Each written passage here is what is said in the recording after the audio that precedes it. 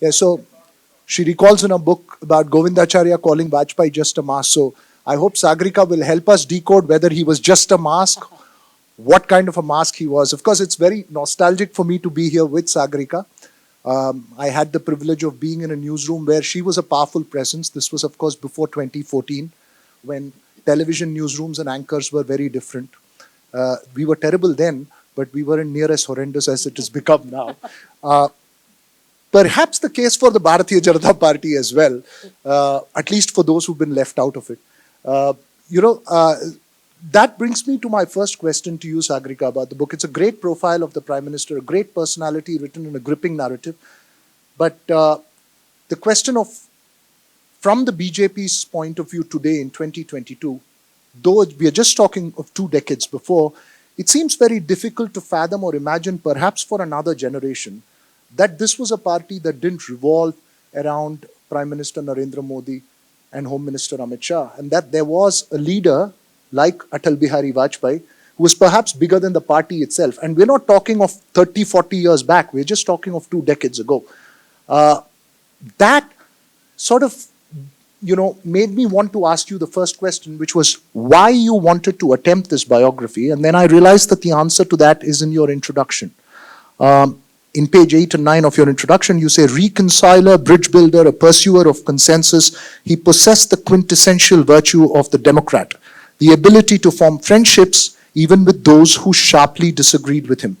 One of the reasons why I, as a professed liberal, embarked on this biography was to try and understand a viewpoint very different from my own.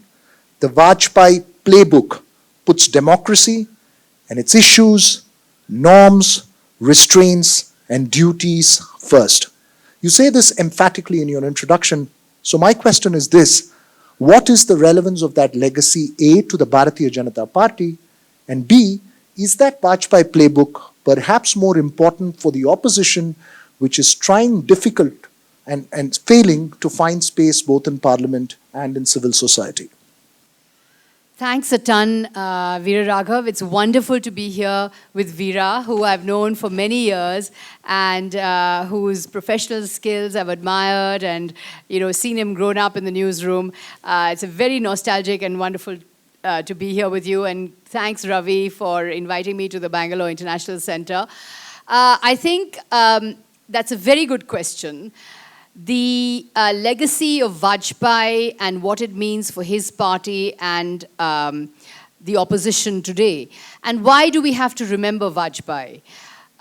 There was a time in the Bharatiya Janata Party when there was a prime minister who was someone who was a die-hard Democrat. You know, Vajpayee was in Parliament not for 10 years, not for 20 years, not for 30 years, not for 40 years, but for 50 years.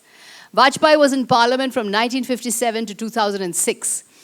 And part of the reason why I wrote the book is to see the shift that has taken place within the BJP from Vajpayee to Modi. Mr. Narendra Modi has never been in Parliament. He actually only entered Parliament in 2014 for the first time. Vajpayee was a parliamentarian through and through. And Vajpayee was an opposition parliamentarian at a time when the Congress was very dominant. The Nehruvian Congress was winning 300 seats in every election from 1952, 57, 62. It, you know, went down in 67, but then Indira Gandhi came in with a 1971 huge victory. So the Nehru and Indira-led Congress was what Vajpayee was up against in Parliament, using the tools of Parliament and the rules and norms of Parliament to take on the government. And such was the strength of parliamentary democracy in those days. You know, as I say in my book, Nehruvian parliamentary democracy made possible the emergence of Nehru's greatest opponents.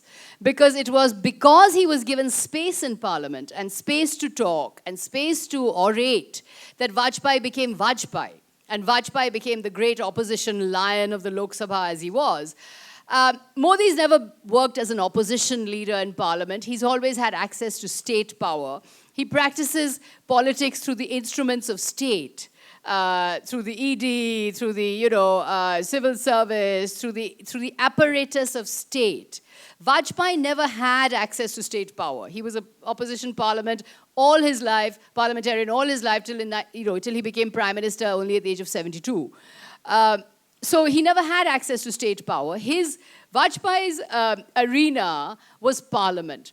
And I think this is what we are losing today, because parliament has become so degraded, so degenerated. We don't see the kind of speeches that we used to see in the 50s and 60s. And, part of the treat of writing this book, actually, for me, was researching the parliamentary speeches of the 1950s and 60s. I mean, what speeches? What speeches? They're witty, they're funny, they're extremely knowledgeable, they're very erudite. And you have, parliamentarians like Bhupesh Gupta and Nath Babu Pai and Hirendranath Mukherjee, who were great inspirations for Vajpayee and who were terrific parliamentarians. Today we're seeing parliament like a dying plant. It's withering. It's in one corner. It's barely important to India. In those days, it was the very center of India. And Vajpayee, remember, such was the integrity of Parliament that in 1999, a Vajpayee government fell in Parliament by one vote. By one vote, Vajpayee lost his government. Can you imagine today any government falling by one vote? I mean, that one vote would be, bought and sold for crores of rupees. So in that sense, the shift that has taken place from a parliamentarian prime minister to a prime minister who's never seen in parliament, barely comes to parliament, never takes questions in parliament. Vajpayee was a creature of question-answer. He was a creature of parliamentary jousting. There are some hilarious exchanges between Vajpayee and Nehru. Nehru used to do the Shirshasana, the headstand. And Vajpayee, there's one occasion where he says that I know the Prime Minister does the Shirshasana, but does that mean he should see my party upside down? So in that sense, there were these exchanges that he had with Nehru. There were lots of exchanges he had with Bhupesh Gupta and Hirendranath Mukherjee, who were his compatriots at the time. So I think that, it was a different time when India's center of gravity was parliament.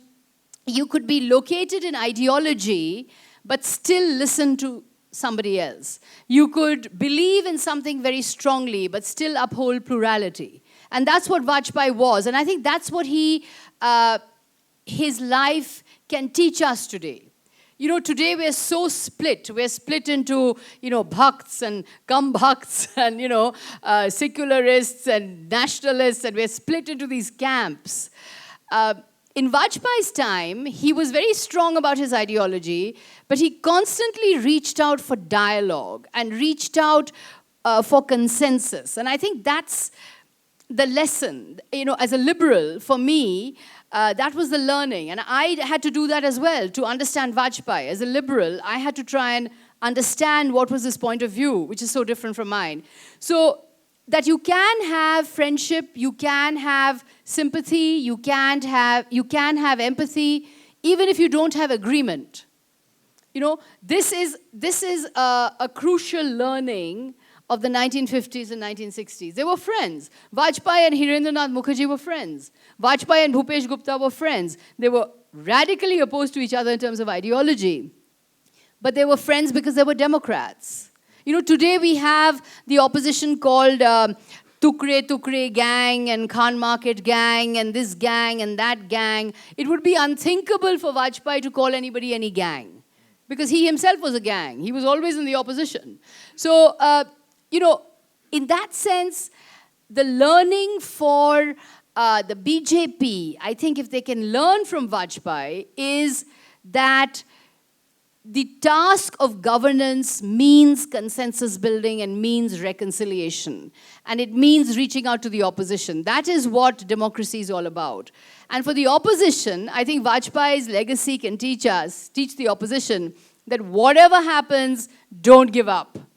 Patience is the big virtue of a politician. And he just went on and on and on, even when it looked impossible. The Nehruvian Congress was impossible to defeat. But Vajpayee kept trying and he kept being the opposition leader. and you know, he was, and there was this tiny Janasangh, you know, a party of 4, and this towering Leviathan Congress, which he was tilting against, but he never gave up. He never gave up. So the lesson is that the opposition should look for a poet politician. Yes, look for a poet politician. So my Yes. question is this, that is it part agreed that there is no space in Parliament, but even if there was a space, is there an orator, is there a personality like Vajpayee who can make use of that space? It works both ways. So perhaps the lesson there goes both ways. It works both, absolutely. I mean, you know, again, I have to say that, you know, Vajpayee as a personality was exceptional. He was an extraordinary orator. And he has a very interesting life history. He joined the RSS because he was a terrific speaker. And his father was, you know, Vajpayee's father was the Inspector General of Schools in the Gwalior state. So he was actually a loyalist. He was a loyalist. The Gwalior state was loyal to the British Raj. And Vajpayee's father strongly disapproved of the RSS and strongly disapproved of Hindu nationalist politics. And there's this really funny story where Vajpayee would go to the RSS Shakha, and his sister would throw his khaki shorts over the back wall, and Vajpayee would run around the back wall and pick up his khaki shorts and go to the Shakha. And what drove Vajpayee to the RSS in the early years was because he was such a good speaker, he was such a good orator, that he was noticed, and he was, you know, and the pracharaks, the early pracharaks who were there in the area, picked him up and brought him to the Shakha, where he was instantly noticed. And Vajpayee loved center stage. You know, like Indira Gandhi, he adored the limelight. And he was given a lot of attention. He was showered with accolades. He was an incredibly good speaker. He wrote a poem at the time, Hindu Rag Rag, Rag Rag Mein Hindu, Hindu Tan Man. He wrote that poem. That was immediately appreciated. And so he rose very quickly up the ranks of the RSS, and he became Golwalkar's favorite. So in that sense, he was steeped in the RSS, and the RSS was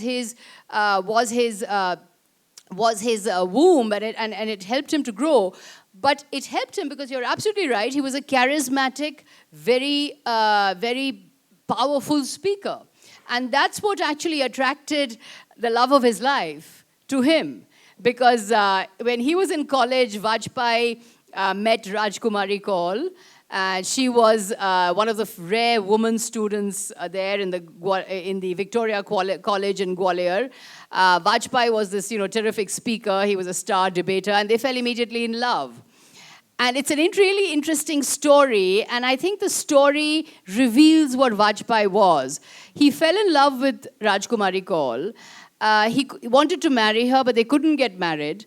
And later on in life, he actually, when their paths crossed again, and Rajkumari was already married to Mr. Kaul, Vajpayee was then a rising politician. He actually moved in with Rajkumari, and all his life since then, since the 1950s, lived with Rajkumari, her husband, and her children.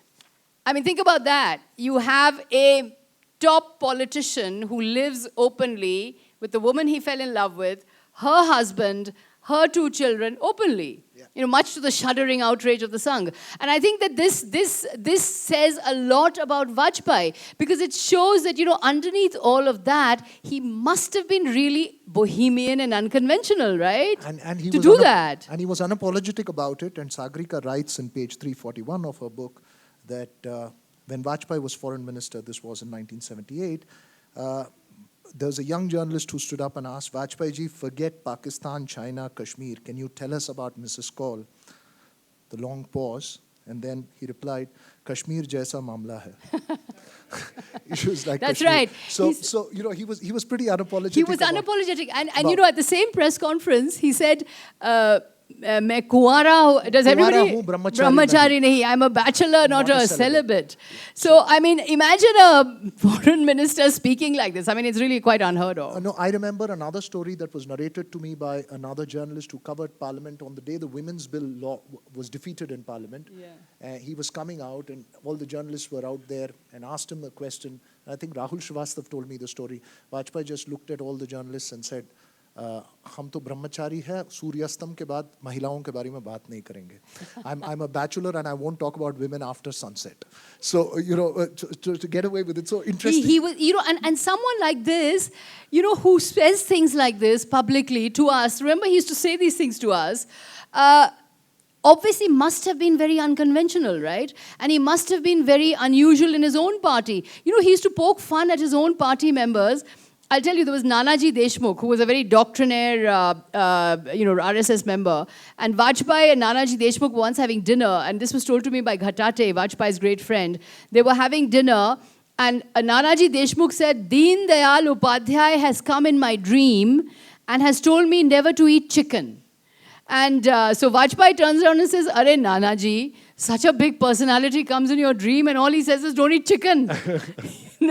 So in that sense, he was, he used to poke fun at his own party. And then this was a matter of deep discomfort with some, Yes. especially his relationship with Nehru as well, Yes. where, which is something that you delve deeply in the book, which is in the early years, the Vajpayee-Nehru relationship. And you say that the first article that you wrote about Vajpayee was titled The Swadeshi Nehru. Yes. You call him the Sanskritic liberalism. Yes. Now, my question to you is this, that a person who's cut his teeth in the RSS, and this is pre-independence India, fiercely opposed to Nehruvian idea of secularism or the idea of India that Nehru proposed and followed, how do you make the comparison? Is it this liberal personal value, this irrespective of the ideology that you represent, that makes you make that comparison with Nehru, call him the Swadeshi Nehru? Or is there something else about Vajpayee that we are missing where you make the parallel with Nehru? That's a very good question. Vajpayee hero-worshipped Nehru. If you read Vajpayee's memoirs, in Vajpayee's collection of speeches, there are 4 volumes of his speeches. The first volume has an autobiographical essay, which he has himself written. It's a long essay, and it's like a memoir. He gushes and gushes and gushes about Nehru. He heaps praise on Indira Gandhi, heaps praise even on Rajiv Gandhi. He has barely one word to say about his own party members. He says one positive line about Deen Dayal Upadhyay and one line about Advani. That's all he says about his own party. I recollect. In I recollect, yes. And the rest of it is in praise of, Nehru Gandhis and Madhav Rao Scindia. And if you read Vajpayee's eulogy to Nehru when Nehru passed away, it's like a lament of a devoted fan. The reason why I call him Nehruvian is because I think Vajpayee, first of all, was dedicated to Parliament and to the rules, norms, and processes of Parliament. He was a parliamentarian through and through. When he was in government, his bureaucrat Shakti Sinha used to tell me that Vajpayee is always sitting in Parliament, we can't get him to do government work. He was in government, not an RSS man. Vajpayee was not an RSS man in government. Because if you look at Vajpayee's government, it put Mandir on the back burner, it moved for peace with Pakistan, it moved for peace in Kashmir, and it moved very fast on economic reforms. And in Vajpayee's tenure, I don't know if any of you remember Vajpayee's tenure, from 1999 to 2004, Vajpayee was relentlessly attacked by 3 saffron outfits, by the Vishwa Hindu Parishad, by the Swadeshi Jagran Manch, and by the Bharatiya Mazdoor Sangh. And the Bharatiya Mazdoor Sangh had a public rally and called Yashwant Sinha, the then finance minister, an aparadhi. Said, Dattopant Thengadi said Yashwant Sinha is an aparadhi. And the organizer was actually wrote an editorial saying Vajpayee's government should be consigned to the dustbin. And when I was writing the book, I was thinking, where are these saffron outfits today? Why aren't they, on the streets protesting against Modi's privatization and all of that? Where is the Swadeshi Jagran Manch and the Bharatiya Mazdoor Sangh and the VHP? The reason why they're not protesting today is because today they're much more assimilated in the government. Vajpayee kept them very much at bay. And I think that the other reason to call Vajpayee Nehruvian is the, unstoppable peacemaking efforts with Pakistan. He never gave up. He went in 1977 to Pakistan as foreign minister. He went in 99 on the bus journey. He went in 2004. He invited Musharraf for the summit. And when I interviewed Nawaz Sharif actually told me that, one of the best rapport he's ever had with an Indian prime minister was with Vajpayee. And they had almost solved the Kashmir issue, except, of course, the Kargil war happened. So I think in government, Vajpayee was not an RSS man. I don't think Vajpayee was a liberal like I'm a liberal. I don't think he believed in equality of citizenship. He was a Hindu nationalist and an RSS man. I think he believed that the Hindu upper caste male, I think that Vajpayee was a very patriarchal, Brahminical Hindu male, was the primary sort of Deshbhakt and was the main sort of patriot. And that was the hierarchy in Vajpayee's mind. He was never comfortable with the backward caste assertion that the Mandir movement brought in, his conflict with Kalyan Singh. But he was someone he was not a liberal, but in government, he was a liberal. He was a constitutionalist, let's put it this way. He stayed within the ambit of the Constitution. And I think he was respected for that, and he had terrific relations with the opposition. He had a very jovial relationship with the opposition. He used humor, actually, to reach out to the opposition. When he was foreign minister, Vasant Sathe, who was then in the Congress, said that, "Oh, Mr. Vajpayee, why should we take you seriously? Because in your government, Mr. Morarji Desai makes the foreign policy. Mr. Jagat Mehta, who was then the foreign secretary, writes the foreign policy, and you only translate it into Hindi." So Vajpayee said, "Now look at this. All this time I've been speaking in English, and he thinks I've been speaking in Hindi. So I might as well now go back to speaking in Hindi." Clearly, so my English, Mr. Sathe doesn't understand my English. So. He used humor to reach out to a vast range of colleagues and kept repeating that you needed consensus to govern and you needed consensus to make India work, This relationship that you talk about, Nehru and his adherence to the idea of the Constitution at that point of time, and his approach to several things, including his personal life, made it a very brought in a lot of discomfort in his relationship with the Sangh per se. Yes. And this discomfort continues till the very end of his tenure as Prime Minister. How does the Sangh and Vajpayee, how do you think they reconciled with each other?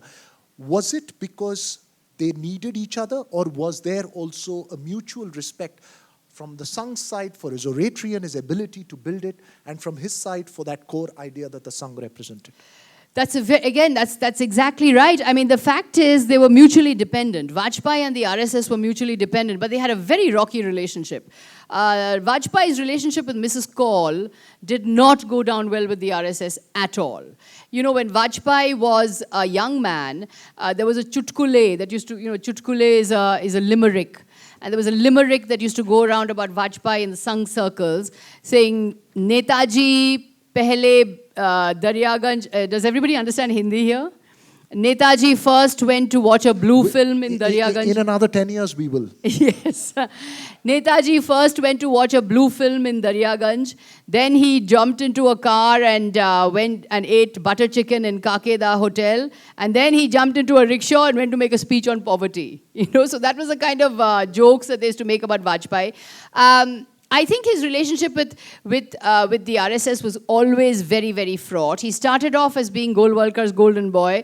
He was always wayward. He was a heavy drinker in his youth. He had a very colorful love life. He had lots of women friends. That this was all met with shuddering outrage by the RSS. Balraj Madhok writes in his autobiography how he said that Vajpayee had converted his house into a den of vice. Every day new girls are coming there. Balraj Madhok has written this. And I think Vajpayee was a thorn in the flesh for the RSS, but the RSS could do nothing about him because he was their biggest star.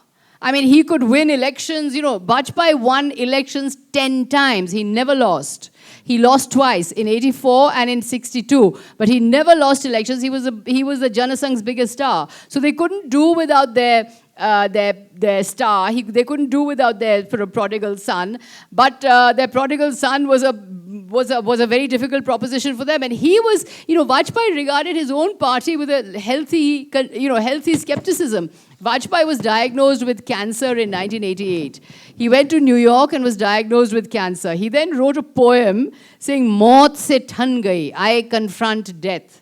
And he wrote this poem about death. And the poem came back to India and was circulated among the Sangh Parivar. And they all thought, oh gosh, Vajpayee is dying. I mean, you know, what is he? Is he written that he's dying? Is it, you know, that he's dying? And it so happened that the test was a false alarm. He didn't have cancer. He was cured. And he came back to Delhi. And when he came back to Delhi, the flight landed and a huge number of Sangh Parivar workers came to receive him at the airport. And his aide, Vajpayee's aide, told him that, look, how many people have come to receive you at the airport? And he said, yes, they're asking, he just now sent a poem saying he's going to die. Now, why is he coming back alive? You know, so that's the kind of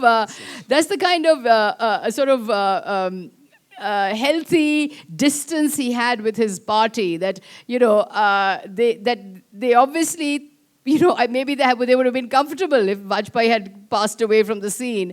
But he knew that he was a thorn in the flesh, in their flesh.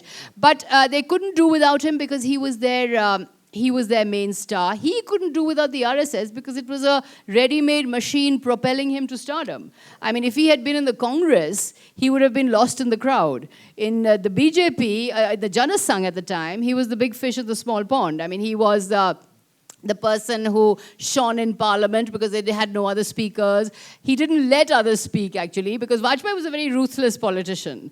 And Dattopant Thengadi and Sundar Singh Bhandari have complained on record that Vajpayee didn't allow them to speak. He would only speak, he would be the only one speaking in Parliament. And he was a very clever politician who maneuvered his rivals out of the way, whether it was Balraj Badhok, whether it was later in life, you mentioned Govindacharya and Mukhota. Once Govindacharya had said Mukhota, he was staring at the exit door. Kalyan Singh was eased out. So Vajpayee was very good at maneuvering his rivals out. The only rival he could not maneuver out of the BJP was Narendra Modi. Yeah. That says a lot. Yes, I mean, in the sense that Vajpayee, that Modi was Vajpayee's biggest failure. We'll keep the climax at the end. We'll talk about that towards the end. Yes. But getting down to this whole thing of the politician, you also raise, and I think this is of particular interest to Bangalore, where he was arrested during emergency along with L.K. Advani. He spent a jail in Bangalore. You say Vajpayee's actions and behavior during the emergency reveal him as a politician strategizing for a slice of power rather than strenuously struggling for a cause. Did Vajpayee make in the earlier paragraph you say, did Vajpayee strike a compromise with Indira Gandhi to get out of jail and remain in a hospital during emergency? There have been questions raised. People have denied it. One section would look at it in a different way. So this sort of expresses the Vajpayee that we're talking about. Yes. In that sense, the political strategist. Post-emergency, after 1980, after the collapse of the Janata government, you recall in your book that in 1980, he stayed on with the Saffron Brotherhood and gave up on the Janata. It was a life-defining decision. From the people you spoke to, did he actually even contemplate not staying with the Janasangh and moving with the Janata? You know, this is interesting because when the Janata Party was formed, the Janasangh dissolved itself into the Janata Party. And Vajpayee was the most enthusiastic in the Janasangh to say we must leave the politics of the Janasangh and we must become fully amalgamated in the Janata Party. Because Vajpayee, above all, wanted to be in the national center stage. He wanted to rule India. You know, I've written a biography of Indira Gandhi before this. And if there's one quality that unites both Indira Gandhi and Vajpayee, it is that a feeling that I am destined for great things. You know, that I am destined to leave a mark. I think people who leave a mark in history have this feeling that I am special. There's a reason why doors are opening for me. There's a reason why crowds love me. There's a reason why everybody adores me.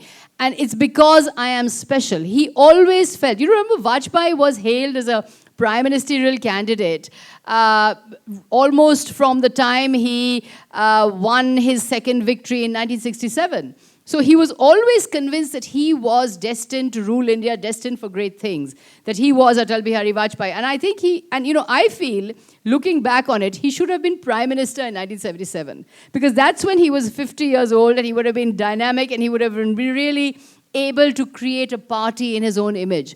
He became prime minister too late, and by then he was too weak. But anyway, that's a different question. But I think in 1977, he genuinely did want to, amalgamate into the Janata Party because he kept saying that he did.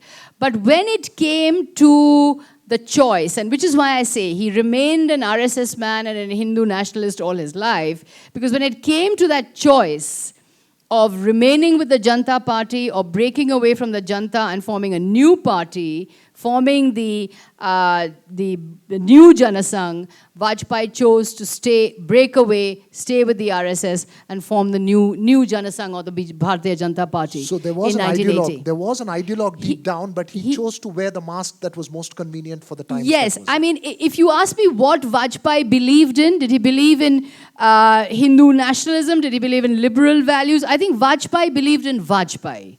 You know, he believed ultimately in himself and his role in leading India. He was a supremely ambitious and a very ruthless politician. Both he and Mrs. Indira Gandhi were very, very ambitious politicians.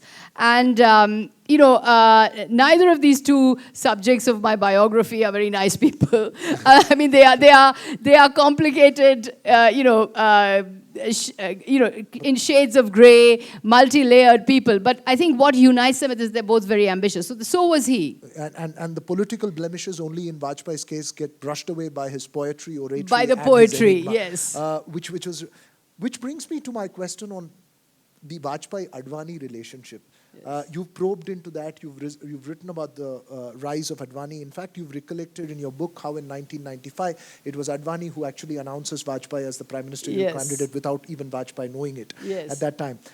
You say, and I'm quoting from your chapter 93, which is the rise of the Saffron Nehru. Sanskritic liberal, Swadeshi Nehru, and now Saffron Nehru. Yeah. Atalji was seen as a liberal, and I was projected as a hardliner, writes Advani.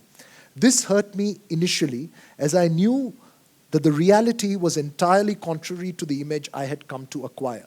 But Advani admits that even though he was hurt, party men convinced him that it helped the party if one leader was seen as a liberal and another as hardline, as each could then mobilize different constituencies. Vajpayee too was acutely aware of the image crisis and often played along. Advani ji has at times been misunderstood and as a result become a victim of the dichotomy between image and reality, he wrote in 2008. Would he have been comfortable had he been called a hardliner? Would Vajpayee have been comfortable had he been called a hardliner and it actually worked for him in an election? I don't think he would have been comfortable being called a hardliner. I think Vajpayee was very clever about his image. He was much cleverer than Advani. When the demolition of the Babri Masjid took place, Vajpayee was cleverly absent. He made it clear that he did not approve of Rath Yatras, that he did not approve of the Ram movement, Ram Janmabhoomi movement. And, he called it drama, he called it nautanki, but he took advantage of it. He took advantage of the political gains that the Ram movement brought him. He made his objections known to the Parliamentary declaration by which the BJP threw in its lot in the Ram Janmabhoomi movement, but never expressed himself. So I think Vajpayee was very clever about his image management, which Advani was not. Advani was what you see, what you get, a fire-breathing demagogue. But Vajpayee was not a fire-breathing demagogue. He was a wily and clever politician who knew what game to play when.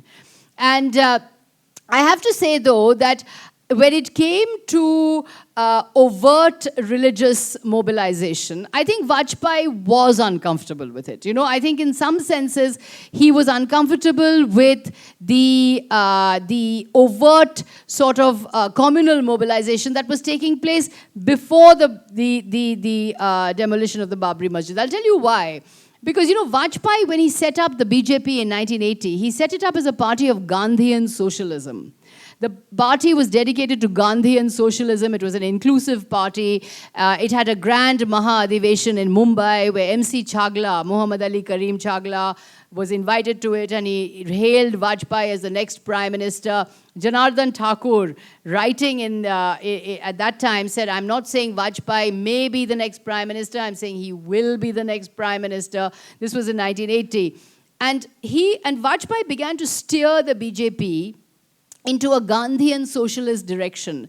But tragically, for Vajpayee and the BJP, this Gandhian socialist BJP could not win elections. Because what happened is that by stroke of irony, Indira Gandhi, who emerged back into power in 1980, who came back with a 2/3 majority in 1980, Indira Gandhi began to play Hindu politics. You know, so while the BJP in 1980 was playing inclusive Gandhian socialist politics, Indira Gandhi was playing the politics of Hindu consolidation, which she did in Jammu and Kashmir in the elections of Jammu and Kashmir, in the elections in Assam. Now in 1981, when Gandhian socialist BJP was born, the assembly elections took place. BJP was roundly defeated by the Congress. 1983 elections in Andhra and Karnataka, resounding defeats for the BJP. Worst setback of all, in 1983, in October, in the Jammu and Kashmir elections, BJP lost even in Jammu, which was its Hindu stronghold. And Indira Gandhi won a big victory on Hindu consolidation, saying that, you know, Muslim separatists are coming, the National Conference is a Muslim separatist party, don't trust Farooq Abdullah. She was playing subliminal Hindu politics both in Punjab and in Kashmir. Vajpayee-led BJP was playing a kind of moderate, inclusive politics. And the Sangh Parivar had had enough of Vajpayee once the elections of 1983 results became known, because they said, you know, we've had enough of this inclusive, secularist, Gandhian socialist stuff. We want, you know, we are fed up with this Vajpayee line. They were very, very upset with the Vajpayee line. And the biggest blow of all, of course, for Vajpayee came in 1984, when, after Indira Gandhi's assassination, the Congress went to 400 seats and the BJP was annihilated. The BJP was just finished. Vajpayee himself lost. The BJP came down to 2 seats, and the Congress was 400 seats. By this time, the RSS and the Sangh Parivar had had enough of Vajpayee. They had enough of Gandhian socialism and pluralism and centrist, moderate line. In fact, the RSS, interestingly, didn't even work for the BJP in the Jammu and Kashmir elections in 1983 because they were so angry with Vajpayee. And they, in fact, felt that Indira Gandhi was, in fact, playing the kind of politics they wanted to see. So the Sangh Parivar was thoroughly alienated by Vajpayee by 1984. And when he lost his own seat, and when the BJP had that huge defeat, it was curtains for Vajpayee. He never again, he lost the presidentship of the party. And by 1986, Advani took over as BJP president in 1986, and then took the BJP firmly into the arms of the Ram Janmabhoomi movement, and where, of course, it went on to win big victories. So it was a very defeated, subdued Vajpayee. Remember, he was the star in 1980. That's why I say chronology samjhiye, and that's why I've kind of organized the book chronologically, because he founded the BJP in 1980 as Gandhian socialist. He went on to pursue Gandhian socialism and Gandhivadi Samajwad, and sort of, Nehruvian centrism, I would say, a centrist inclusivism. Tried to, and contested elections, kept losing. Yeah, kept losing. till the BJP realized that this is as much as what can come out of the Babri movement, and they Yes. cannot get a majority, and they needed to build an alliance. Till 1986, when Advani takes over and says, and the Sangh Parivar says, we've had enough of this Vajpayee line, we want Vichardhara, Vichardhara, Vichardhara. They go straight into the Ram Janmabhoomi movement. They take up the the Babri Masjid issue, and by 1989 they've gone to 82 seats. Yeah, and They've gone to 82 and seats. Post 91 as well, they do a good Yes. performance, and then till 96 when they needed the Yes. coalition partners, and Then nobody, they needed the then they coalition. needed the whiskey drinking liberal to come and rescue them, because that's the sort of up and down of Vajpayee. He's complete. It's almost all over for him in 1986. So you by say- 1986 it's actually all over. During the Ram Janmabhoomi movement, and you say here in page 217, Vajpayee, there was a journalist who asks Vajpayee, are you marginalized in your party now? Are you on the margins? Asked journalist Neena Vyas at a press conference in Jaipur in February 1991. Never one to let his lively sense of ridiculous desert, a sense of the ridiculous desert him, Vajpayee seized on the word margin for a comeback. Sometimes you need the margin if you have to make corrections. So I think they eventually Yes, made the corrections that's right. back in 96. And he was required. The marginalized, inclusive, pluralist Vajpayee was required to make the correction when the BJP wanted to cast off the stigma of the demolition of the Babri Masjid and become appealing to allies. But the two of them, Advani and Vajpayee, were comrade in arms until the end. They had a Yes. great mutual trust and a mutual friendship between. They had a complicated relationship. I think in any friendship, any long friendship is full of different shades. It's full of love, hate, envy, jealousy. It's there between parents and children. It's there between brothers and sisters. It's there between close friends. And I think that's what it was between Vajpayee and Advani. They were as comrades for close to 60 years. And it was a complicated relationship. They started off with one person being the undoubted star, and there was another person who was the backroom assistant. Vajpayee was already the star by the time they met. He was already the star parliamentarian. Advani was the backroom assistant. And in those days, you had to really work on your parliamentary speeches.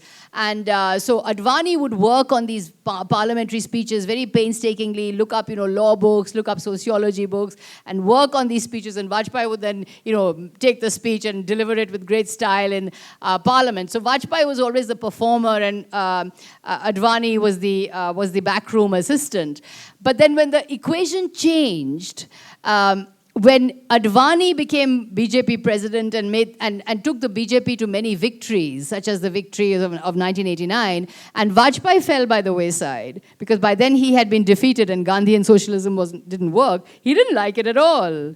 He didn't like being in the limelight. He was very jealous of Advani, very bitter about Advani. And Yashwant Sinha, I went to interview Yashwant Sinha about the book. And I asked Yashwant Sinha that, what do you think about, what did you think about this relationship? And Yashwant Sinha said, I once went with Vajpayee to Lagos, and we were sitting in a hotel room, and Vajpayee said, do you want to hear about me and Advani? And Yashwant Sinha said, yes. And Yashwant Sinha said he then poured out his entire heart to me about Advani. I said, then what did he say? He said, that's for my book. I'm not telling you. So apparently he poured his heart out to Yashwant Sinha about his relationship. But, Vajpayee used to make a lot of snarky remarks about Advani.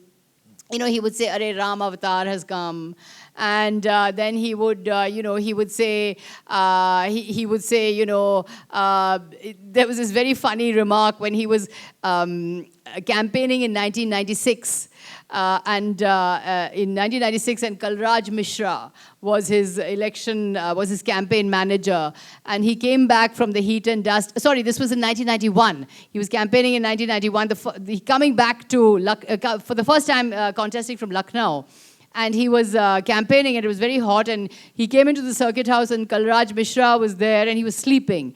And so Vajpayee looked at him and said, "Ye dekho, Hindu Rashtra to so raha hai." Hindu Rashtra is asleep. So he was not above making these, these slightly disparaging remarks about Hindu Rashtra and, Ram Avatar and all of that. And, interestingly, both Vajpayee and Advani had very strong daughters. Advani's daughter, as you know, was Pratibha, was a very strong personality. And Vajpayee's adopted daughter, Namita, was also a very strong personality.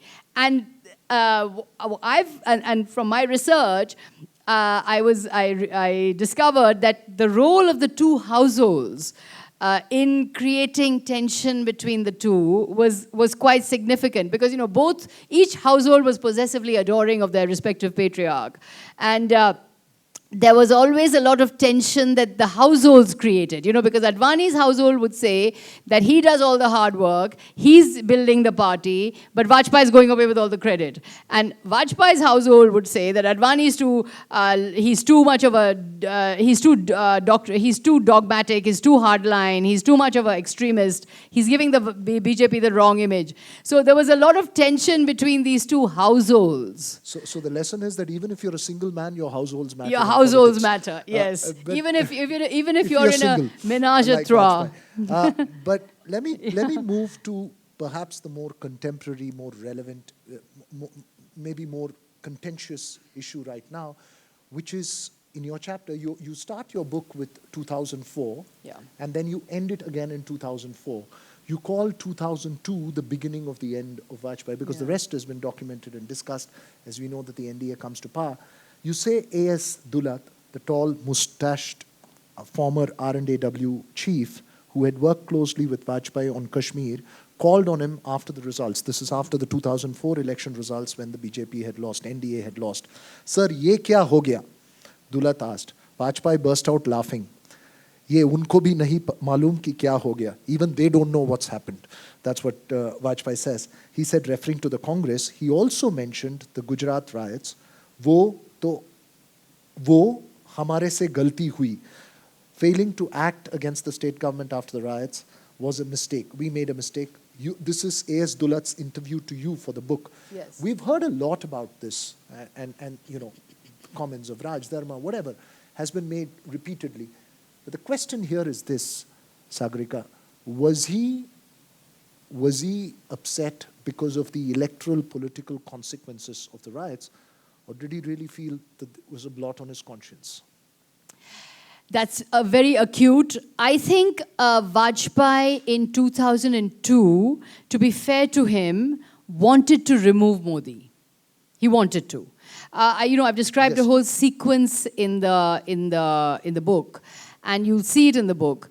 Arun Shourie told me this very candidly, that after the riots in 2002, the BJP had its national executive in Goa and in April.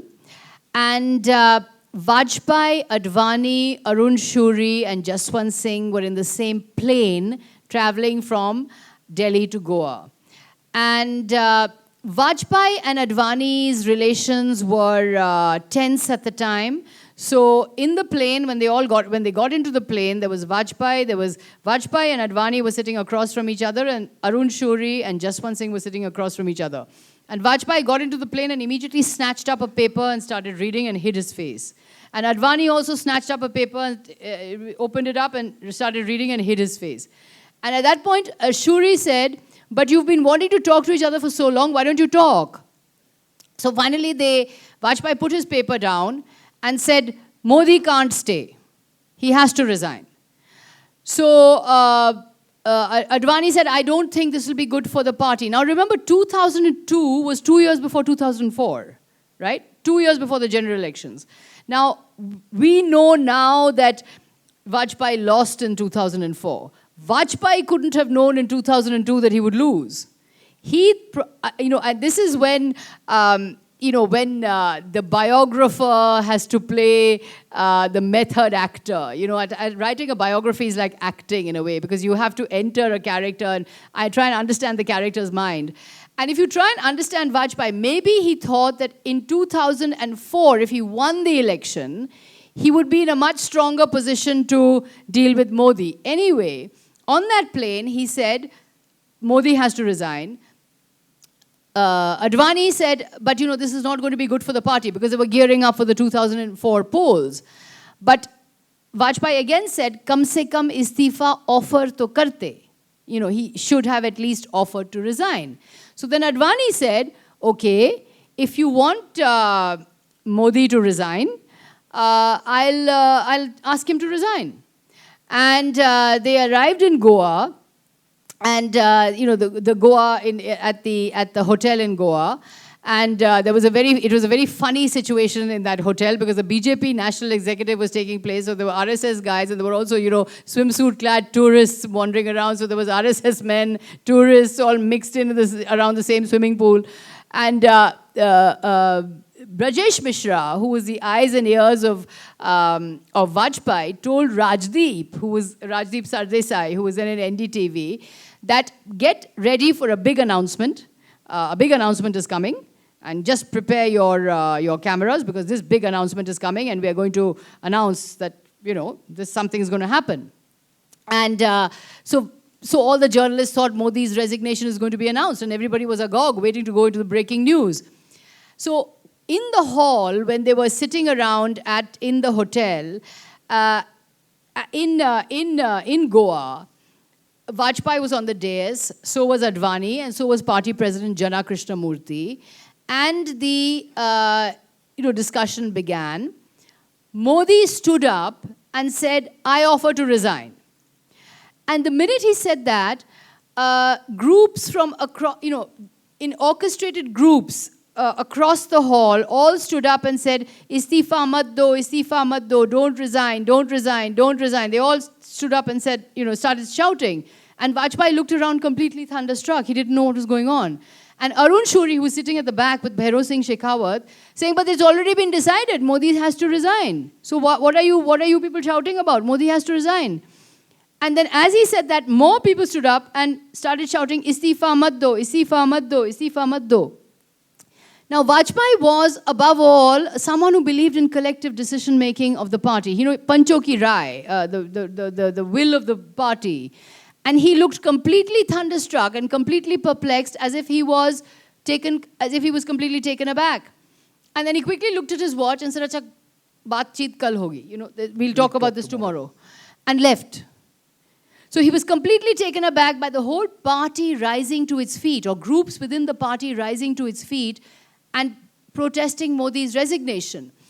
And Pramod Mahajan, who was very close to Vajpayee, then came out openly and said, "There is no question, Narendra Modi cannot resign. This is going to be very bad for our party. We're heading into general elections." Remember, as I said, 2002, you're heading into general elections in 2004, right? Now, my empathetic explanation for Vajpayee is that if I were to try and understand my subject, I would say that he perhaps thought that if I win in 2004, or if I come back in 2004 and Vajpayee line triumphs in 2004, maybe I'll be in a stronger position to deal with my party. At that time, he needed his party on deck, on hand with him because of an election 2 years later.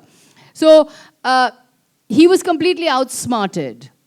And Advani, and then he was also persuaded because Advani strongly came out and said that, Modi can't resign. And they were very insecure at the time because they were heading into general elections. They were a government. Vajpayee's government was hamstrung by allies. You had Jayalalitha on one side, Mamta Banerjee on the other side. By then you had the DMK, and so he had a rainbow coalition. They were pushing for simple majority on their own. That's what they wanted in 2004. And so they were pushing for majority. Now, the thinking probably was that we can't let Narendra Modi go now because he's an election winner, or he might win elections. He's galvanizing the cadre. The cadre want him. You can't demoralize the cadre because just before elections. And so Vajpayee backed down. But if Vajpayee had won that election in 2004, if the Vajpayee line had prevailed, because if Vajpayee had won 2004, then Vajpayee would have won the election. You know what I mean? Yeah, So in the sense that 2004 was a tragedy for Vajpayee, because the Vajpayee line died out, Vajpayeism died out, and it was replaced by Moditwa. So two things here. In hindsight, was Vajpayee wrong and the right-wingers right? The right section of the party right? Which is the Modi section, the ones which backed Narendra Modi right? From their point of view, from the BJP's electoral point of view, was Vajpayee wrong in saying that this is not the line to take and blaming the entire failure of 2004 on the events in 2002, A, and B, the question when we talk of the Prime Minister, when you talk of Narasimha Rao, we question the Babri Masjid issue on Narasimha Rao. In the narrative for Vajpayee, there still does not seem to be enough questioning of his role as a Prime Minister who refused to act at a particular point of time.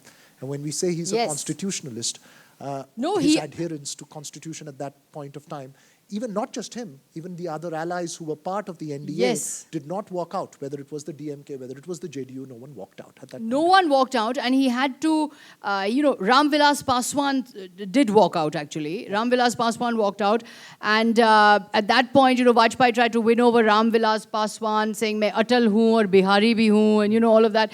But he tried to win him over, but Ram Vilas Paswan did walk out. But I think what happened at that time was that Vajpayee was gearing up for 2004, and he was proved wrong. The Vajpayee line could not win elections. This is the paradox of Vajpayee. He himself kept winning his seat. He won his seat from all kinds of places. He never had a pocket borough. He won from New Delhi, he won from Gwalior, he won from Lucknow, 1991 onwards he kept winning from Lucknow.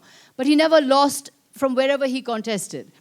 But he couldn't win for the BJP. The BJP could never cross 182 seats under Vajpayee. He could never breach the 200-seat mark. In order to do that, in order to go over 200 seats, the BJP had to take the Modi line. So Vajpayee could not win the 2004 election, and because he could not win, and because that election was fought entirely around the Vajpayee persona, around, inclusivism, economic reform, soft on Hindutva, allies friendly, consensus building. Once that line got discredited, once he lost that election, the Vajpayee line itself died. And then of course the BJP looked at its long drought. So I think in that sense he certainly was wrong that he thought, when he thought he could be an election winner, he couldn't win for his party. He was not an election winner. He was, and till today, some of the BJP people I spoke to in the course of this book said, what Vajpayee, he could never win an election for us. So in that sense, Mr. Modi can win elections, and he's won elections repeatedly for the BJP. But he's won elections not by the Vajpayee line, but by the Moditwa line, which of course is hard Hindutva. Right. So in that sense, and your second question was that, in fact, that he... No, my second question, you've answered that. My second question is that when you assess the history of Vajpayee... Yes. His attachment to constitutionalism. I think Vajpayee, a biography is not a hagiography. Yeah. And I think there are many instances where Vajpayee failed the test of constitutional democracy, many times. He failed it in 1970, in fact, when he spoke about the Bhiwandi riots in Parliament of Hindu Marni Khayega. In Delhi in Assam, he made a very incendiary speech. In 1992, just before the demolition of the Babri Masjid, a day before that, he made a very incendiary speech saying, now we will level the ground. And of course, his failure to act against the Gujarat government. So I think there are many instances where Vajpayee failed the test of constitutional democracy. Vajpayee was, like Junius said, Junius the letter writer, who I've quoted, he was a middle compound character. Yeah. He was too weak. He could recognize his character flaws, but he was too weak to act against them. Which is why I say, he became Prime Minister too late in life. If he had become Prime Minister in 1977, instead of Morarji Desai, who was by then in his 90s, if Vajpayee had become Prime Minister in 1977, he would have perhaps been able to create a very different party. He was younger, he was more dynamic, he was convinced about the value of the middle path, the Madhyam Margi. He became prime minister tragically for him too late. We would have had Achedan earlier then. Should we just open the floor for questions if there are any? Of course, my last question to you will remain. Yes, please go ahead. Once we have the few questions, and then just before wrapping up, Yes. I'll finish off with my Yes. last question to you.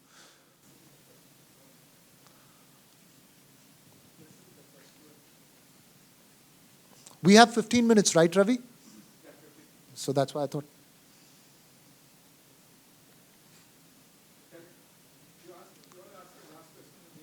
Yeah, but if they're waiting to settle on, my question is to you, Sagrika, genuinely. In the first introduction, you argue that Vajpayee was the most loved prime minister of the country. How difficult was it for you, with the tag of a liberal, to assess a personality like Vajpayee? And when we talk of constitutionalism, I guess every prime minister has their weak spots from Nehru down the line, where if one wants to punch holes, one can punch holes on every prime minister.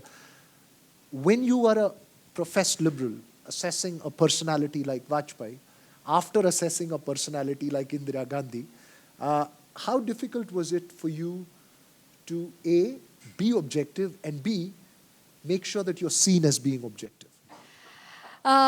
Yes, it was a struggle for me to understand Vajpayee. His views are very different from mine. His outlook is very different from mine. I had to struggle to understand the RSS worldview. I had to, I couldn't understand it, but I could see where Vajpayee came from.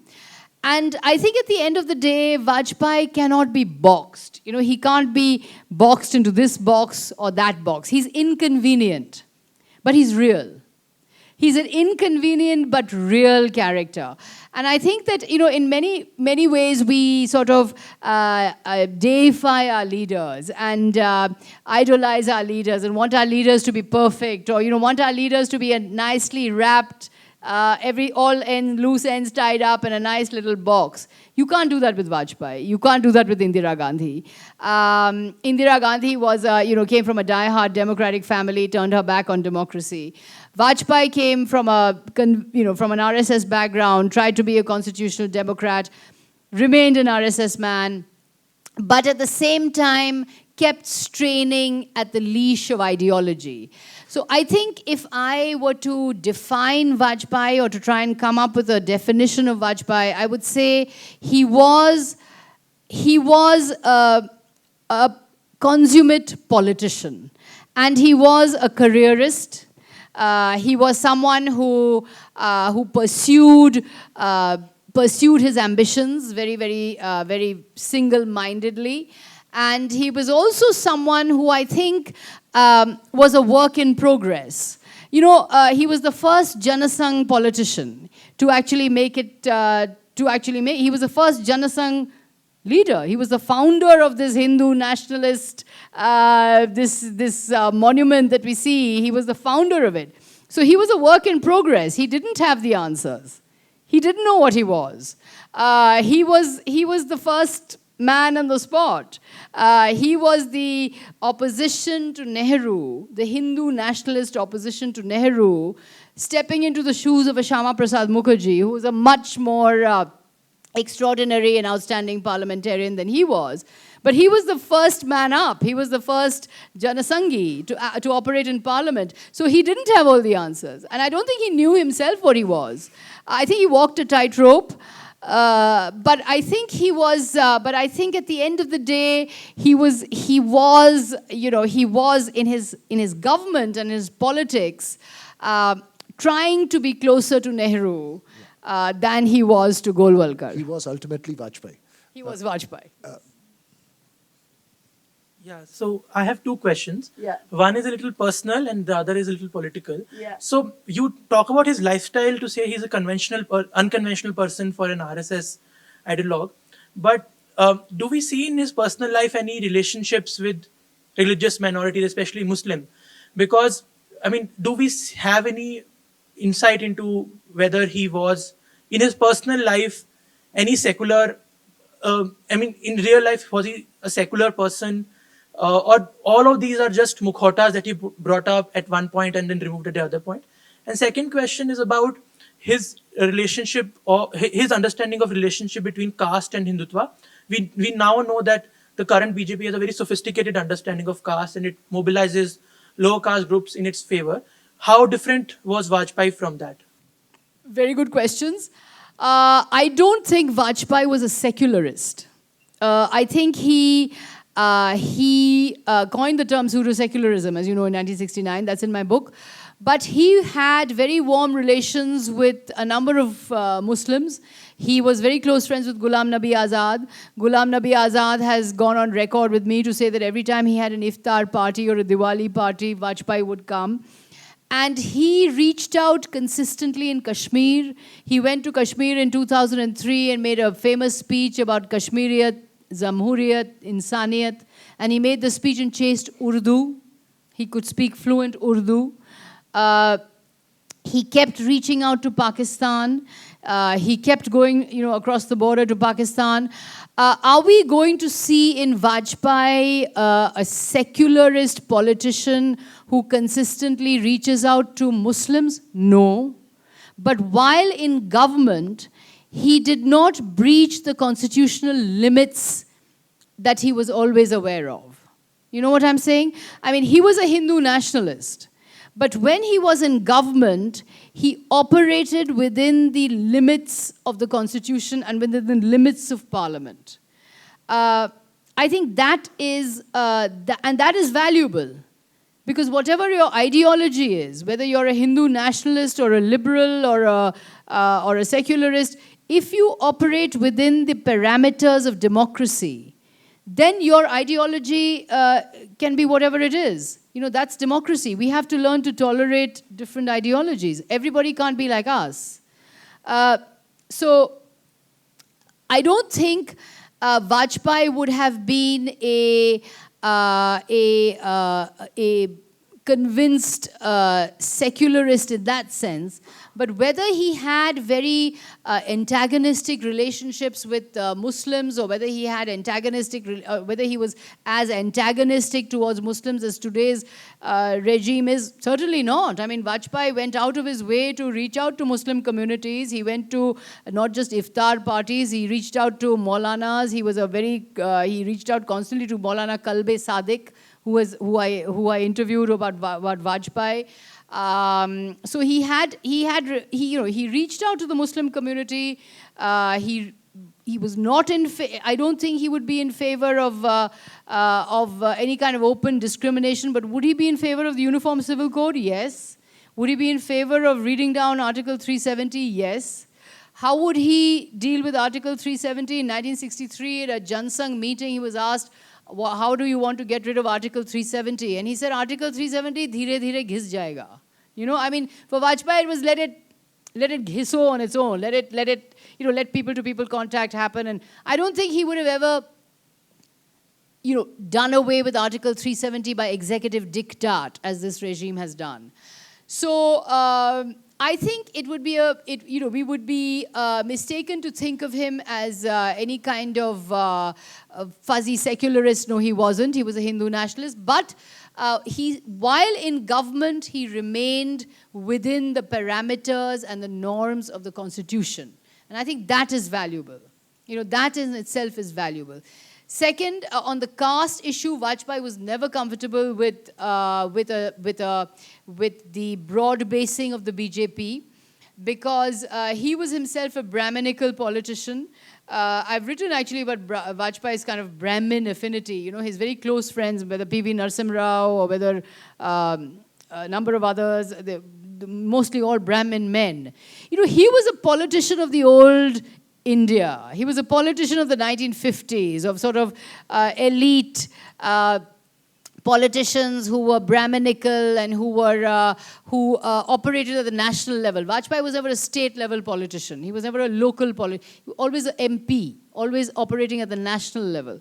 And the Ram Janmabhoomi movement began the mandalization of the BJP, began the sort of caste broad-basing of the BJP. It was a time when the backward caste, the Kalyan Singhs, the Uma Bhartis, all of them surged into the BJP. Vajpayee was never comfortable with that. Advani was. Advani embraced the backwardization of the BJP. Vajpayee didn't. He had very uncomfortable relations with Kalyan Singh. Kalyan Singh called Vajpayee a tired leader led by retired bureaucrats. So, and Vajpayee after that could never get on with Kalyan Singh, and Kalyan Singh was expelled, as you know, in 2003. So, Vajpayee was uncomfortable with the broad basing of the BJP, uncomfortable with the very astute social engineering, which Advani actually was spearheading and which Advani embraced. Vajpayee was never comfortable with that. Vajpayee was a very old-fashioned, old-style, Brahminical, patriarchal, elite politician. We'll go to the next question. Yeah. Thank you very much for the very illuminating and entertaining presentation. My question, I would like to build on the definition of liberal. You have declared yourself a liberal. Now, in the past few years, particularly in 2021, we saw an alternative emerging politically in Bengal, where the campaign was fought very fiercely.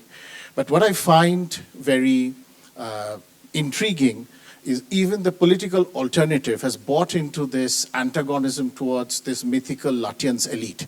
If you talk to party workers, and even when I visit my dentist chamber, they use the expression Lutyens elite. And I was surprised. I said, no, my chamber is in Bangalore, but people who dress well, who speak English, who send their kids abroad.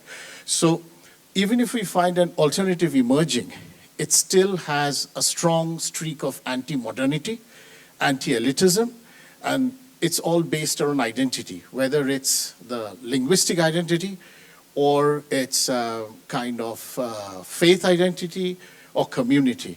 So I have two questions, sub-questions from that. One, do you think it's incumbent from people who have lived through that era to convey that it is a mythified elite and there's a lot more, it's more sin than sinning, because most bureaucrats arrive in Delhi when they're 50, so how can we call them Lutyens elite? Second, I think there's a younger generation which is growing up, which may not be able to relate to it, and then we have to perceive this not as a political problem, but more a cultural problem, because across the board, this antagonism is shared. Yeah, I mean, I think that, what is the Lutyens elite? I don't live in Lutyens Delhi. It's the BJP that lives in Lutyens Delhi. It's all the BJP ministers who are now living in Lutyens Delhi. Lutyens Delhi is simply made up of people who are in power. And whoever is in power is living in those Lutyens bungalows. I don't live anywhere near there, so I don't see why, the sort of Khan Market gang or whatever, it's just a market. I think these are sort of terms that are coined in order to fight this so-called class and cultural war that particular people seem to want to fight for their own purposes.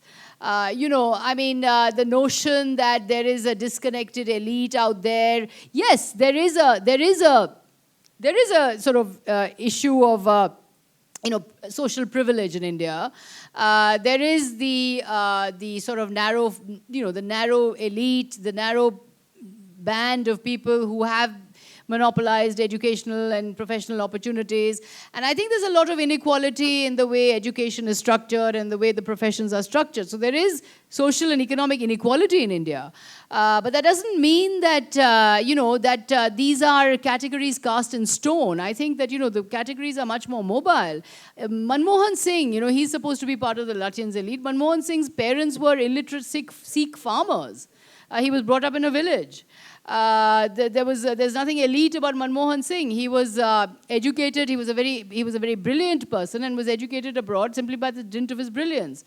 President K.R. Narayanan, he was president of India, but he grew up in very humble background. So I think this notion that there is already an inherited elite which is occupying professional and educational opportunities is actually false. There are the Gandhis who are of course perpetuating inherited rule in the Congress party, and there are the sort of scions of certain families who cluster around the Congress, who are inherited dynasts, the sort of, the Sachin Pilots or the RPN Singhs. Anyway, they are in the BJP now. Most of Madhav Rao Scindia is in the BJP. RPN Singh is in the BJP. So I think these are all very fluid categories now, and I think this the so-called ancien regime or a titled class that rules India, I think that's gone. It doesn't exist. We're not England that we have a the House of Lords or the Lords and Ladies. There's nothing like that in India. So I think all this is a figment of somebody's imagination. And it's I think it reflects more about the assessment of intellectualism based on the ability to speak English and the understanding of it, and not understanding the regional language as far as it. And I think one needs to take that with seriousness. The condescension that you have to those who cannot speak a language which is alien to you, and those writings that come in your native language, is the condescension that resulted in a bubble that led to, at least, I'm sorry, it's her book, but my opinion of it, I think the condescension that they have to that intellectual condescension is what led to a bubble that burst and led to the rise of an alternate regime and rewriting of the whole part. Yes, but on the point, there was a certain bubble, but I think that if you really look at it, Nehru spoke fluent Hindustani and fluent Urdu. Mahatma Gandhi spoke fluent Gujarati. The Radhakrishnan, the great scholar president, was proficient in several languages. So I think that there was a condescension, I think, in certain sections, maybe in the sort of, perhaps in the NDTV elite or among people like that. But if you look at the original nation builders of India, the founding fathers of India, the Constituent Assembly of India, I mean, they were people who were actually superbly bilingual, and they were rooted in both cultures. I was just referring to him asking about what they translate to the next generation, and I think the most important part is to translate and transmit the fact that you do not define intellectualism on the basis of single language, because as Ram Dua writes in its Patriots and Partisans, the problem is not having bilingual intellectuals. And perhaps that's what the divide is. Which the first generation of Indians, founding fathers, were actually. They were deeply bilingual. And I think that, in Vajpayee's time, for example, he was very admiring of India's English speaking, or the English speakers, whoever they were. But I think that, as time wore on, as has been said, I mean, there has been a tendency to sort of look down on certain kinds of people, or, as Veera was saying, condescend to certain kinds of people. But I think that was in very narrow, small circles. I think it would be mistaken to think that this was an all-India phenomenon, that there was a vast class of English-speaking people who were condescending to others. I think that is an exaggeration.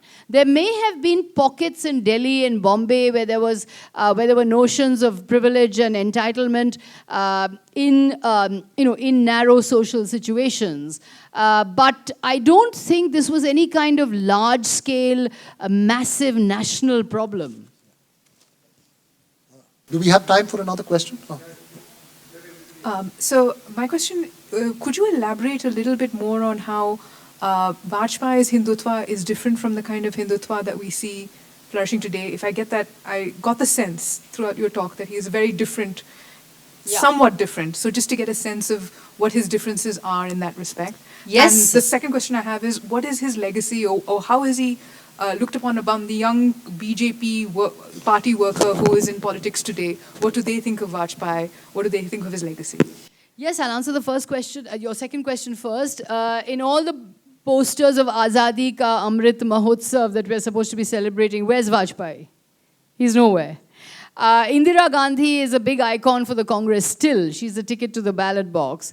Vajpayee is nowhere for the BJP. He's been wiped out, erased. He's not seen as a leader that I think the BJP wants to embrace, because he could never win for the BJP, and because he stood for things that the BJP does not stand for today. So I think Vajpayee's Hindutva was very different. Because as I say, you know, and you'll have to read this in the book, I mean, Vajpayee was located within Parliament. He was always located in Parliament. He was not a politician who governed through diktats or through executive order. His government was a government that ran on consensus because he had so many allies. It was not a government of 300 plus seats. You know, the question I'm asked is, what if Vajpayee had 300 plus seats? Would he also have been equally, you know, uber Hindutva? But I don't think he would have, because he was located in Parliament. Every law and every policy was debated. The opposition was given space. Vajpayee's closest advisor and convener of the NDA was George Fernandez, well known to Bangalore. George Fernandez in today's times would have been considered probably an anti-national or Khan Market gang or urban Naxal or something, because, you know, he was a trade union leader, he was a socialist, he was always in his crumpled kurta pajama, he was taking up for the Myanmar students. His other close colleague was, who ran his PMO was Brajesh Mishra, nothing to do with the RSS. Jaswant Singh, also his close colleague, nothing to do with the RSS. So Vajpayee's Hindutva it was a belief. He believed it. He believed in Hindu nationalism, but in government he was not a Hindutva leader. He was not an RSS prime minister. He was a BJP prime minister. I think that again, the journey of Vajpayee and Modi, we can contrast. Vajpayee was always a politician. He came into politics through Shyama Prasad Mukherjee, who was the founder of the Jana Sangh, who founded the Jana Sangh with the help of the RSS. It's all in my book, so I would urge you to read it. He founded the Jana Sangh with the help of the RSS, but Shyama Prasad Mukherjee's primary aim was to take on the Congress and to be a national alternative to the Congress. So his aim was political. And Vajpayee was Shyama Prasad Mukherjee's assistant, and he learned a lot from Shyama Prasad Mukherjee, and he called him Dr. Saab, and he revered him. He was a mentor. And so Vajpayee was a politician from the start. He was a parliamentarian from the start. He was loaned to the Jana Sangh from the RSS, but he was an elected representative from 1957 and was always functioned as a politician. He was not an RSS pracharak like Narendra Modi. Modi is a pracharak. He's an RSS ideologue. You know, he's an RSS worker. So he's running a government that is friendly with, that is an RSS inspired government. Vajpayee was a politician within the RSS. He was always on the political line, and he was always keen to establish that he was superior, because he always said, and as I quote in the book, that I'm elected. We are elected. I have won elections, and I have won, and because I have won elections, I am responsible to Parliament. So Vajpayee was always, he was a right-winger, he was a Hindu conservative, but he was always a politician. And he was operating in, I don't know whether I'm making this clear, but it's there in my book. He was not coming to politics through the RSS and through state power. So he was not heading an RSS government. He was heading a BJP government. And it was a BJP government which was loyal to Parliament. So he was constantly clashing with the RSS. You know, Vajpayee the RSS was at Vajpayee's throat throughout his tenure. There were several lunches that he had with the RSS leader K.S. Sudarshan. And in one of them, one lunch he was having, and K.S. Sudarshan was fasting, and the only thing he could have was ice cream. And so Vajpayee got him ice cream, and he said, "Will you have ice cream?" And so Sudarshan said, "Yes, and I scream, I scream, I'm screaming, because I'm so upset with the Vajpayee government." So the RSS was at Vajpayee's throat throughout his tenure. So his Hindutva was, he was not a Hindutva leader. Vajpayee was not a Hindutva leader in government. Vajpayee was there was nothing Hindutva that Vajpayee's government did. In fact, the mandir was on the back burner. The only thing that he could not do was act against the Gujarat Riots and act against Narendra Modi. Otherwise, whether it was peace with Pakistan, help for leather economic reforms, peace in the neighborhood, reach out to different communities, infrastructure projects, IT, opening up the economy, big on foreign policy, opening up to the United States, big dialogue with the United States, Jaswant Singh, Strobe, Talbot talks. the nuclear test. It was all, strong government and economic reform. Economic reform was his big thing, which brought him again into head-on collision with the RSS. So there was nothing Hindutva about Vajpayee's government at all. He led an NDA government. And he led an NDA government. Where He led the an allies NDA were there. government. So Yes. would Vajpayee have been different had he had 303 That's the question seats? that I'm asked. That are questions that I'm asked. That would he have been different? I don't think so, because he was too rooted in Parliament. Anyway, I guess ultimately a Tamilian sitting in Bangalore interviewing a Bengali journalist about a prime minister Madhya whose Bharati oratory was in Hindi. In Hindi. And poetry and Yeah, oratory is itself was a in mark Hindi, of Vajpayee's is itself a mark of accessibility. Vajpayee, I guess. Accessibility. Yes, ma'am.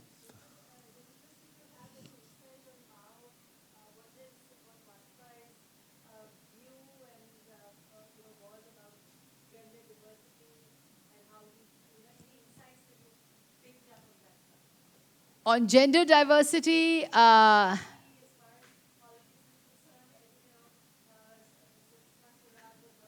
yes,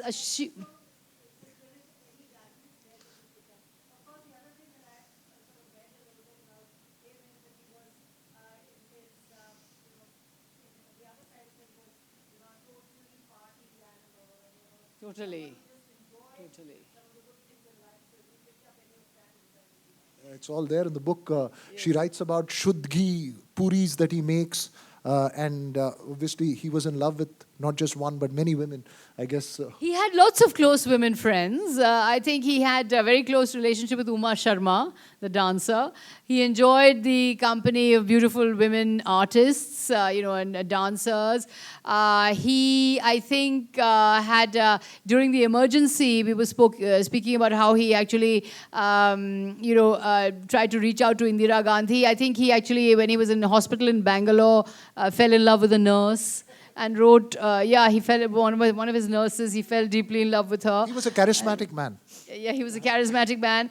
And on gender issues, I don't think Vajpayee was too big on gender diversity. I think he was someone who believed in, he was too old-fashioned for that. But I think he made some moves towards, he was very close to, he placed his daughter in very high, his adopted daughter in very high esteem and took her advice on a number of issues. And I know that Namita advised him, and she was very, insightful about people. And she was one of his close advisors. And I think we can judge his gender diversity from his relationship with Mrs. Kaul. She was a very outspoken, very vivacious woman. And the fact that he was living with her all his life and her husband in this ménage à trois, ménage à trois interested everybody. And when I was writing the book, my husband was most interested in this one thing. He kept saying, ménage à trois. Really, really? Well, can we explore this a little bit more? So, I think even that says a lot about him, that he lived with respect with the woman he loved all his life, and never flaunted it, but never hid it. And I think that says a lot for his respect for gender and his respect for women. I think so. But there was nothing that I would say in his government that did a lot for... I think there were several failings in Vajpayee's government. I don't think he did enough for elementary education. I don't think he did enough for the healthcare system. I don't think he did enough for an equitable society. He did move very fast on infrastructure, on economic reform, on foreign policy, but he was an old-fashioned 1950s Hindu Brahminical male. Whether he was, and I think his respect for gender relations actually emerges from his relationship with Mrs. Kaul.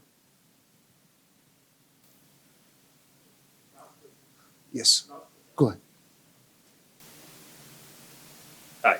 I just wanted to understand what was Vajpayee's larger vision for the country. Is it consistent with the BJP's vision that we're seeing playing out today, like they pursued this Hindu Rashtra thing with enormous success? Would he be proud of the BJP party's success in that respect?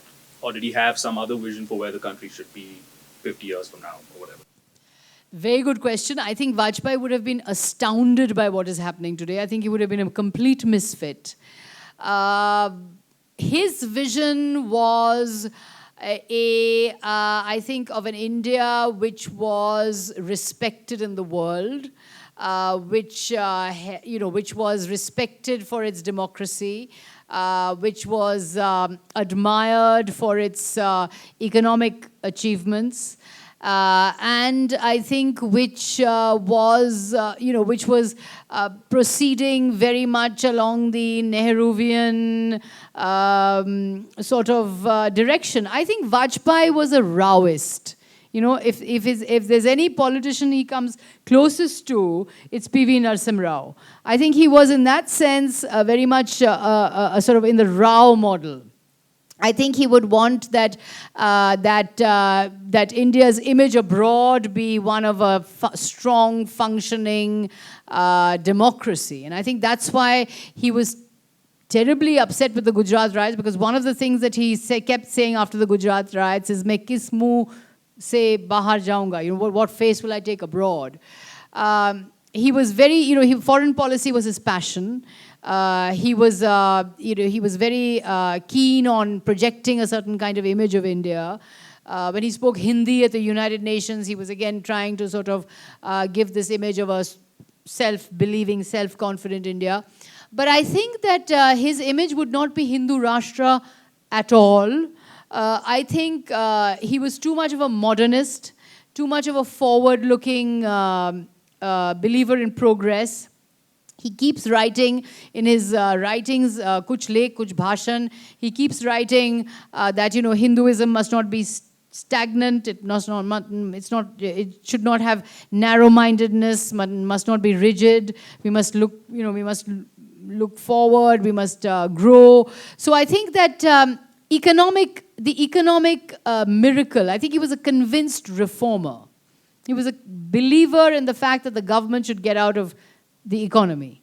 And there was hell for leather disinvestment in Vajpayee's time. There was, mass privatization, globalization, the smartphone, all the malls, and of course, started by Manmohan Singh and Narasimha Rao, but I think taken forward very strongly by Vajpayee. And the economy, as you know, registered a 10% growth rate in Vajpayee's time. So I think the sort of RSS vision of India was not something I think that Vajpayee would have accepted at all. I think if you look at that essay he wrote, the article he wrote in 1978 in the Indian Express, he kept saying that the RSS must stay within its limits of cultural activities, and he was always a member of the RSS. He never broke with the RSS. He never liked being called the good man in the bad party. He was called the good man in the bad party. And he said, "No, I'm not the good man in the bad party. I'm part of this party. I'm this part and parcel of me. You can't say you like the fruit and you don't like the tree." So he didn't like being called that. He admired the RSS, but he believed it should remain focused in its activities of development work and so social work, and not impinge in government, which is why he kept clashing with the RSS in government. I mean, the RSS was at his throat throughout his tenure. So I don't think his vision of India was the RSS one. I think it was a strongly right of center, Narasimha Rao type of vision. Yeah. But of course, we don't know what electoral consequences would have been.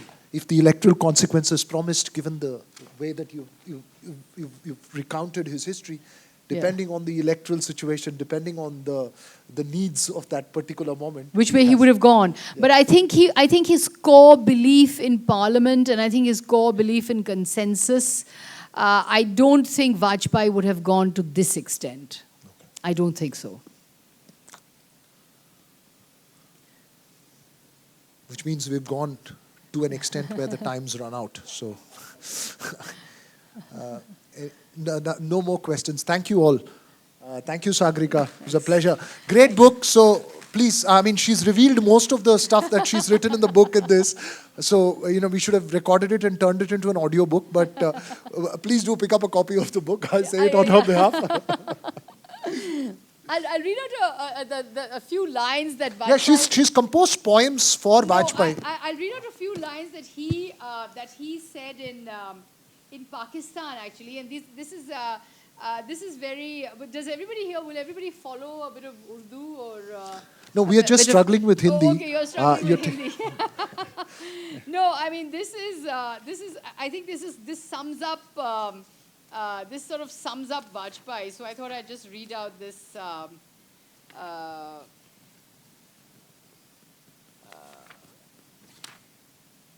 Yeah. This is Vajpayee in Pakistan, where he says, where he reads out the poems of Ali Sardar Jafri in Pakistan, and he says, "Tum आओ गुलशन लाहौर से चमन बरदोश, हम आए सुबह बनारस की रोशनी लेकर, हिमालय की हवाओं की ताजगी लेकर, फिर इसके बाद ये पूछे कि कौन दुश्मन है." You come with the fragrance of the gardens of Lahore. I come with the sweetness of the Benares morning and with the breezes of the Himalayas. And then together let us ask, who is the enemy? So I think that kind of sums up Vajpayee, because he was a man who didn't believe in enemies.